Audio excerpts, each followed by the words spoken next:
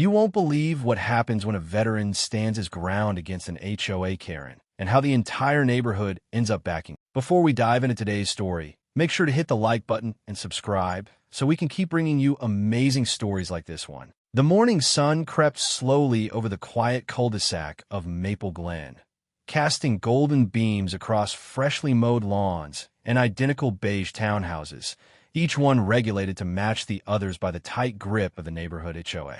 Among the chirping birds and sprinkler mist, something stood out like a sore thumb to Karen Whitmore, HOA president for going on 7 relentless years. Camo. It wasn't subtle. The porch of the newly purchased corner lot now boasted camouflage patio cushions, a dark green and tan flag with military insignia fluttering on the post, and a tasteful plaque above the garage that read, "Retired Marine, still serving." To Karen, this was nothing short of visual heresy. Karen, a woman whose pastel tracksuits were as consistent as her aggressive opinions on neighborhood harmony, pursed her lips in distaste as she scribbled onto her clipboard. She adjusted her oversized sunglasses, took a sharp sip from her world's best HOA president travel mug, and stormed across the street as if her feet were powered by self-righteousness alone. It wasn't the first time Karen had confronted a neighbor for decor violations, but this affront of military boldness was her Everest. She rang the doorbell with the kind of impatience that suggested she was doing the world a favor. James Connolly answered the door with calm eyes and a polite smile, standing tall in a faded gray USMC t-shirt and cargo pants. He had the quiet, grounded energy of someone who had seen real storms and no longer feared suburban ones. "Morning," he said simply, his voice smooth but measured. Karen launched into her speech without even introducing herself. She waved her clipboard like a badge. "This neighborhood has rules, Mr. Connolly, and your porch decor doesn't meet the standards set by the Homeowners Association. It's aggressive, it's clashing, and, quite frankly, it's upsetting the visual flow of our block." James raised one eyebrow slightly, barely fazed. "It's just camo. I thought this was a free country." That set Karen off even more. She huffed indignantly. "No one's attacking your freedom. But this isn't a military base. This is a family neighborhood. We have children. Your display is confrontational." He tilted his head, as if giving her the benefit of the doubt, before replying, "Karen, is it? I didn't realize patriotism was offensive here." Karen, flustered by his unwillingness to immediately comply, clutched her clipboard tighter. "The HOA has the right to issue fines. If your decor is not removed within 7 days, we'll escalate this to a formal violation. You'll be receiving a notice." She emphasized the last word like a threat. James simply nodded once and said, "Understood." That calm demeanor, it drove her mad. She wanted outrage. Instead, she got stone-faced Marine discipline. As she turned to leave, she muttered loud enough for him to hear, "Some people just never learn when to retire." Back inside his home, James chuckled softly to himself. He walked into the living room, lined with framed medals, shadow boxes, and photos of his unit. He didn't need to defend who he was to anyone, least of all someone whose idea of courage was organizing a bake sale under budget. But this wasn't just about him. It was about the principle. Veterans across the country were being disrespected in small, creeping ways. This was personal, but it was also bigger than a camo cushion. That night, James sat on his porch with a mug of black coffee, watching the sky turn navy as streetlights flickered on. He made a few quiet calls to friends, some retired, some still serving, all of whom understood the unspoken code. When one of us gets pushed, we push back smart. Not with noise, but with unity. Meanwhile, across the street, Karen posted in the HOA group chat, ranting about wannabe Rambo making the cul-de-sac look like a boot camp and how she was single-handedly saving property values. The neighborhood buzzed quietly with whispers. Some agreed with Karen, especially her little circle of HOA loyalists who took pride in the uniformity of mailboxes and mulch color. But others, those with military backgrounds, those with family who served, those who simply didn't like bullies, felt something stir. One neighbor, Steve, who had fought in Vietnam and preferred silence over small talk, nodded at James that morning in passing. No words were needed. That nod said everything. Karen, oblivious to the shift, doubled down. She printed full-color flyers listing HOA rules and slid them into every mailbox on the block, underlining phrases like uniform appearance, authorized decorative elements, and community tranquility. She hand-delivered James's copy, tapping it against his front door with theatrical emphasis. James took the paper, looked it over, and smiled slightly. Thanked for the reading material. She didn't know that within days, her neighborhood would become the most patriotic-looking street in the county. Quietly, subtly, other households began making their own silent statements. A flagpole appeared in a neighbor's yard. Someone spray-painted their mailbox in camouflage tones overnight. One house lit up red, white, and blue LED lights on their fence. Another hung a banner that read, "Support our troops, always." These weren't organized efforts. This was a wave of support, a decentralized but deeply felt response to the absurdity of shaming a veteran for expressing who he was. One evening, Rachel, a young woman who lived 2 doors down and whose brother had once served under James, posted a picture of his porch on social media. The caption read, "Respect, not an eyesore. Proud to share a street with someone who's actually done something for this country." Within hours, the post had over 10,000 shares. By morning, local news stations were calling. But James turned them all down. This wasn't about fame. It was about standing tall, quietly. Karen was fuming. She reported the growing number of decor violations to the HOA board, but for the first time, she found herself outnumbered. Board members were tired of her vendettas. Some had even added subtle patriotic touches to their own homes. Karen paced her living room, her walls now feeling more like barriers than bastions. Her power, once unchecked, was unraveling. Back at James's house, a black SUV pulled into the driveway. A man stepped out wearing a Special Forces ball cap, then another vehicle, then a third. Old friends from service, all in town for a local charity event James had quietly organized months ago, were now gathering at his place, exchanging backslaps and stories. Their presence wasn't threatening. It was a reunion. But Karen, peeking from behind her blinds, saw men in uniform and panicked. The storm she had unknowingly summoned was arriving, and it wore boots polished with honor and smiles of quiet defiance. What started as a confrontation over Camo would now become something far greater, a reckoning. As the days passed, the atmosphere in Maple Glen shifted in ways no one, least of all Karen, could have predicted. What had started as a solitary stand by James Connolly against the HOA's overreach had turned into a silent revolution of sorts, one that reverberated through the streets in subtle, unexpected ways. The neighborhood that had once been neatly divided by meticulously maintained lawns and cookie-cutter houses was now brimming with support for the veteran. Flags, signs, and symbols of pride popped up on porches and in front yards, and the neighborhood that had once felt so uniform now felt alive with something more powerful than just decorative liberty. It felt like unity. Across the street from James's house, Karen paced nervously, her earlier gloating quickly turning to frustration. Every morning, when she stepped outside, she couldn't avoid the rows of flags, the camo-painted mailboxes, and the occasional wave of the American flag fluttering in the wind. Her once serene control over the HOA was slipping through her fingers, and she had no idea how to stop it. She clutched her clipboard even tighter, as if willing it to somehow return her authority. It had been one thing to confront James, but now the entire neighborhood seemed to be siding with him. The peaceful suburban block she had tried so hard to maintain was turning into a battleground of pride and defiance. James, on the other hand, remained as calm as ever. Every day, he'd sit on his porch, sipping coffee or reading a book, while the growing group of supporters gathered, more out of respect than anything else. He didn't actively encourage anyone. It was just a quiet solidarity that spread through the streets. Neighbors who had kept their heads down and their opinions to themselves for years were now coming out of their homes with stories of their own military service or their family service, and they were eager to show their support.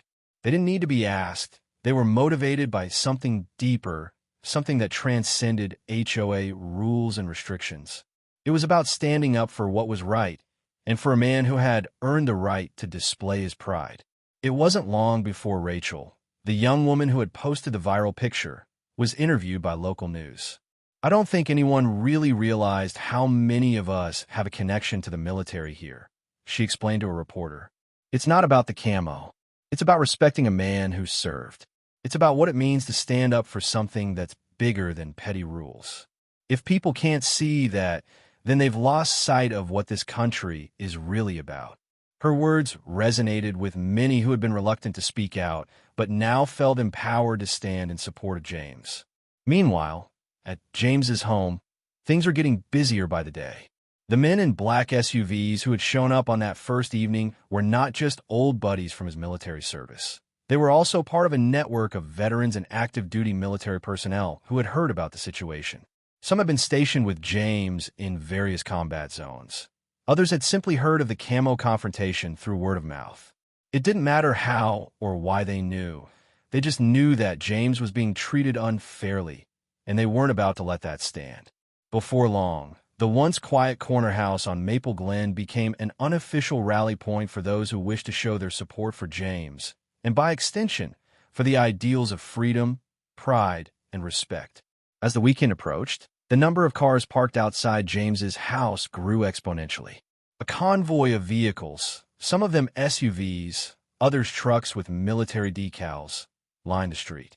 When Karen stepped outside, she looked up in horror at the growing procession. She had no idea who these people were, but it was clear that they weren't just ordinary neighbors. There was something undeniably military about their posture, their attitude, their collective presence. The mood in the neighborhood had shifted from passive support to something more active, something that made Karen very uneasy. James, however, remained a calm center amidst the storm. He spent time with the visitors, talking with them about old missions, laughing over shared experiences, and enjoying the camaraderie that had been absent for far too long. While the rest of the neighborhood watched from behind their windows, unsure of what was happening, James and his friends were simply reconnecting in the way that veterans often do, without fanfare or expectation. They weren't looking for trouble. They were simply showing up for their brother. By Saturday afternoon, it was clear that Karen had lost control of the situation. Her attempts to call the HOA board for reinforcements were met with increasing resistance. The board members, who had been loyal to her for years, were no longer willing to risk their own reputations by getting involved in a situation that was rapidly turning into a community-wide issue. Several members had already been seen visiting James's house, not in an official capacity, but as private citizens who respected his service. The board was fractured, and Karen's position was more tenuous than ever. But the final blow came when Karen made one last attempt to assert her authority by posting an official letter on every doorstep in the neighborhood. The letter demanded that all unauthorized flags, camo decorations, and unapproved personal expressions be removed immediately. It was a desperate move, one that she hoped would reassert her power, but it backfired spectacularly. Instead of compliance, it ignited an even bigger show of support for James. The next morning, neighbors woke up to find that every porch was lined with flags, American flags, military flags, flags for the branches of the armed forces. Even the house next door to Karen's was adorned with a large "Support Our Troops" banner that hung proudly in the front window. It was at that moment that Karen realized she had lost.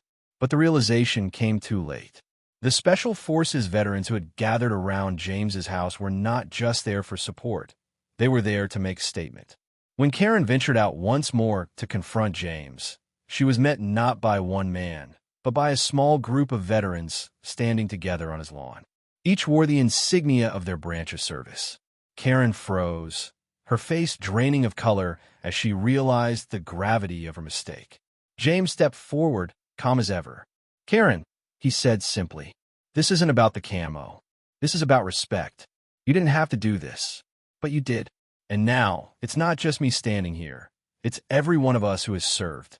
You've pushed a lot of good people too far." The neighborhood, now fully aware of what had been happening, gathered on their front lawns, watching the showdown unfold. Some of them had been silent until now. unsure of how to act. But seeing the men in uniform, seeing James standing tall and unbroken, they knew where they stood. Karen, unable to respond, turned and fled back into her house, knowing she had lost. James, surrounded by his brothers in arms and neighbors who had found their courage, stood firm, knowing that in the end, the right side had won.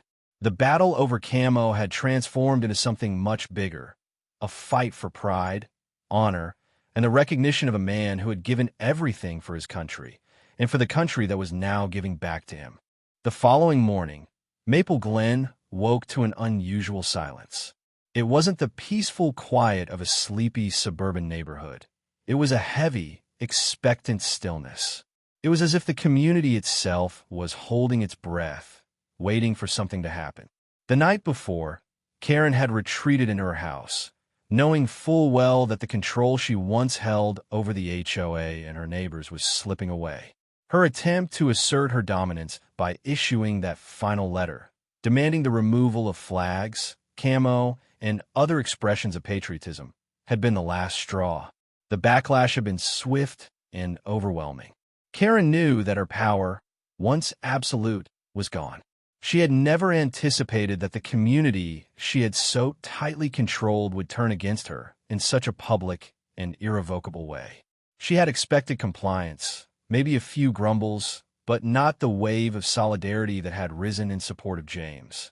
She had hoped that her position as HOA president would shield her from the consequences of her actions, but she was learning the hard way that power, when misused, could quickly erode. Now, as she stared out of her window, watching a neighborhood that had rallied around a man who had served his country, she couldn't ignore the fact that she had become the villain in her own story. James, on the other hand, was more at peace than he had been in years. The Special Forces veterans who had come to support him were preparing to leave, their mission of solidarity complete. The energy had shifted. What had started as a simple act of defiance against an overbearing HOA had turned into a demonstration of unity and respect that no one, especially Karen, had anticipated. The street, once controlled by the invisible forces of conformity, was now alive with the spirit of freedom and pride. As the veterans said their goodbyes and shook hands with neighbors, there was a palpable sense of camaraderie and triumph. James took a final look at his front porch, where the flag still waved proudly in the breeze, surrounded by a mix of camo cushions and military memorabilia. It wasn't the decor that mattered. It was the principle. And in this quiet suburban neighborhood, he had stood firm for something that transcended the petty rules and regulations of the HOA. The support from his neighbors had been more than he ever expected, and it had restored something in him that he hadn't realized he'd been missing. The sense that his service, his sacrifices, had been noticed not just by his fellow veterans, but by the entire community. But Karen's downfall wasn't just a result of public opinion. It was an inevitable consequence of her own actions. For years, she had ruled over the HOA with an iron fist, making arbitrary decisions about what was acceptable and what wasn't. She had made her mark as someone who would never back down, someone who would enforce the rules without mercy, no matter the personal cost. But her efforts to undermine James had revealed the ugly side of her leadership, and the neighborhood had seen it clearly. The residents of Maple Glen had realized that their sense of community wasn't bound by uniformity. It was bound by respect, understanding, and the freedom to express oneself. By mid-morning, Karen received an unexpected phone call. It was from the HOA board. There had been a special meeting that morning, one that she had not been invited to. It seemed that her grip on the board had finally loosened, and the support for James was too strong to ignore. The conversation was brief, and the words were cutting. She was being removed from her position as president, effective immediately. The reasons were simple. Her actions had caused division, discomfort, and, worst of all, she had alienated the very people she had sworn to serve. Her reign, which had once been built on fear and control, had come crashing down with the collective will of the neighborhood. Karen stood frozen in her living room, the phone still pressed to her ear as the realization hit her like a ton of bricks. She had spent years building her reputation on enforcing the rules, but she had never truly understood what those rules were supposed to protect. The HOA wasn't about stifling creativity or enforcing rigid conformity. It was about creating a community where people felt safe, respected, and able to express themselves. In her obsession with control, she had lost sight of that basic principle. Now, as she hung up the phone, she was left with nothing but the echo of her own mistakes. The neighborhood, meanwhile, had already begun to move on. James was out on his porch, chatting with a neighbor about organizing a neighborhood barbecue to celebrate the unity that had formed in the wake of the confrontation. It wasn't about the flags or the camo anymore. It was about something deeper, a shared sense of community, a respect for those who had served, and an understanding that freedom meant the ability to live authentically without fear of judgment or ridicule. As James prepared for the barbecue, several of his fellow veterans who had attended the earlier rally began to make their way back to their homes. They shook his hand one last time, offering words of thanks for his service and their pride in the way he had handled the situation. It was a quiet, unspoken show of respect, one that spoke volumes about the bond that existed between those who had shared the same experiences in service. For James, it was a moment of closure, a reminder that even in the most unexpected of places, brotherhood could be found. Karen, on the other hand, was left alone in her home, staring at the same empty street that had once been a symbol of her power. She knew that she had lost her position, lost her influence, and, most importantly, lost the respect of the very people she had tried to control. The quiet, uneventful mornings of Maple Glen would never be the same for her. She had made a mistake, and it had cost her everything. But even as she seethed in her isolation, she couldn't ignore the undeniable truth. She had underestimated the power of unity, of pride, and of standing up for what was right. The final act of the story played out at the neighborhood barbecue. It was a sunny afternoon, with grills sizzling and kids running around, playing games and laughing. James stood at the center of it all, surrounded by friends, neighbors, and veterans, all united in their shared respect for one another. Karen, never one to miss a chance to try and regain control, showed up uninvited, hoping to salvage something of her reputation. But as she walked through the crowd, it became painfully clear that she was no longer welcome. People turned away, whispered, and nodded at James with smiles of solidarity. The once dominant HOA president was now just another face in the crowd, her presence irrelevant, her authority null. James, ever the calm and gracious veteran, simply nodded in acknowledgement when she approached him. "Good afternoon, Karen," he said with a quiet smile, offering her no more than a polite greeting. She stood there for a moment, the weight of her fall pressing down on her. The community had spoken, and their message was clear. Respect, honor, and the right to live authentically would always triumph over petty control. And with that, Maple Glen returned to its peaceful rhythm, but it would never again be the same. The community had learned something valuable, something that transcended any rule or regulation. That unity, respect, and standing up for what's right were the true foundations of a neighborhood. And in the end, it was James who had shown them that, not with grand speeches or flashy gestures, but with quiet dignity and the strength to stand firm.